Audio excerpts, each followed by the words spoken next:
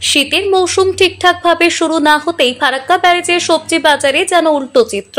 শীতের সবজি সস্তা হওয়ার কথা থাকলেও বাজারে ঢুকলেই এখন গরম হাওয়া। দাম বৃদ্ধির ঝাঁজে সাধারণ মানুষ নাজেহাল। বাজারের ভিড় দেখে মনে হচ্ছে শীত নয়, বরং দামের তাপে বাজার উত্তপ্ত। মুর্শিদাবাদ জেলার ফারাক্কা ব্যারেজ মার্কেটে সবজি বাজারে হঠাৎ করে চোখ কপালে তুলে দেওয়ার মতো দাম। মধ্যবিত্ত পরিবারগুলো বাজারের ব্যাগ হাতে দাঁড়িয়ে পড়ছেন বড়সড় সমস্যায়। ক্রেতাদের কথায় কখন কোন জিনিসের দাম বাড়ছে বোঝার উপায় নেই। বর্ষা নেই, শীতের শুরু, তারপরও সবজি কিনতে গিয়ে হাত পড়ছে। বহুদিনের ক্রেতাদের দাবি বাজারে নির্দিষ্ট রেট লিস্ট নেই, প্রতিদিন দাম যত্রতত্র বাড়ছে, কোনো সরকারি নজরদারি নেই। সাধারণ মানুষ দিশেহারা। আর ক্রেতার কথায় আজই কালই বাজার করতে এলেই মনে হয় কোথায় যে কত দাম ঠিক বুঝে উঠতে পারি না। আমরা তো মধ্যবিত্ত, যাব কোথায়? অন্যদিকে বিক্রেতাদের অভিযোগ পাইকারি বাজারে ওঠানামা, পরিবহন খরচ এবং সরবরাহ কমে যাওয়ায় কিছু সবজির দাম বেড়েছে। তবে তারাও স্বীকার করেন দাম একটু চড়া, কিন্তু আমরাও চাপে পড়ি। আজ বাজার পরিদর্শনে এসে সাংবাদিকরা ক্রেতা এবং বিক্রেতা উভয়ের বক্তব্য শোনেন। ক্রেতাদের দাবি পরিষ্কার, বাজারে শৃঙ্খলা ফিরিয়ে আনতে প্রশাসনের হস্তক্ষেপ জরুরি। বিক্রেতারাও চান একটি নিয়মিত এবং সুবিন্যস্ত রেট লিস্ট প্রণয়ন করা হোক। শীতের শুরুতেই ফারাক্কা ব্যারেজ সবজি বাজারের এই অস্বাভাবিক মূল্যবৃদ্ধি সাধারণ মানুষের মনে প্রশ্ন তুলছে। বাজারে স্বস্তি কবে ফিরবে? প্রশাসন কবে এগিয়ে আসবে? আজকে আলু কত করে কিনলেন? আলু কিনলাম এটা 620 টাকা, এটা 820 টাকা। প্রতিদিন আজকে একদম হচ্ছে, কালকে আরেকদম হচ্ছে। একটু আমদানি কমলে তো দাম বেড়ে দিচ্ছে, আমদানি বেশি হলে 10 টাকা দাম কমে দিচ্ছে।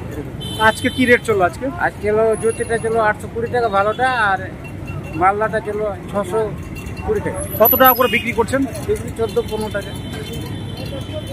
হুট করে মানে হঠাৎ করে দেখলে আমদানি হিসাবে বাড়িয়ে দিচ্ছে, আমদানি হিসাবে কমে দিচ্ছে। বাজার মনে হয় আজকে হাই আছে। কারণ গ্রামে আমি দেখলাম যারা ভ্যানে করে সবজি নিয়ে যায় তাদের কাছে খোঁজ পেলাম যে বেগুন 80 টাকা, যে ফুলকপিগুলো গতকাল 10 টাকা ছিল আজকে বলছে 20 টাকা 25 টাকা।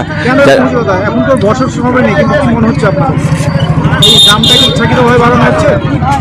আমার তো মনে হচ্ছে যেহেতু এখন তো প্রচুর পরিমাণে সবজি হওয়ার কথা জমিতে, এই সময় তো দামটা কম হওয়ার কথা, কিন্তু কেন জানি না দামটা বেশিই লাগছে। ইচ্ছাকৃত হয়তো যারা মানে পাইকারি বিক্রি করে তারাই বোধহয় দামটা বাড়িয়ে বিক্রি করছে, চাষিরা হয়তো সেইভাবে দামটা পাচ্ছে কিনা জানি না। কিন্তু আজকে সবজি বাজারের শাক কত করে নিলেন? 100 টাকা কিলো। এই শাক ছোলার থাকে 100 টাকা কিলো। শাক 100 টাকা কিলো। আর কি কি আছে আপনার ব্যাগে? বেগুন, কবি হলো 10 টাকা পিস। কবি 10 টাকা। ফুলকপি? ফুলকপি। আর কি নিয়েছে? বেগুন হলো 60 টাকা। বেগুন 60 টাকা। টমেটো 60 টাকা। আর কিছু আর নাই। এই যে এই 4টা জিনিস। বাজার করে কি মনে হচ্ছে? বাজারে সব দিন হাই হাই হাই। এতে আপনাদের কতটা অসুবিধা হচ্ছে?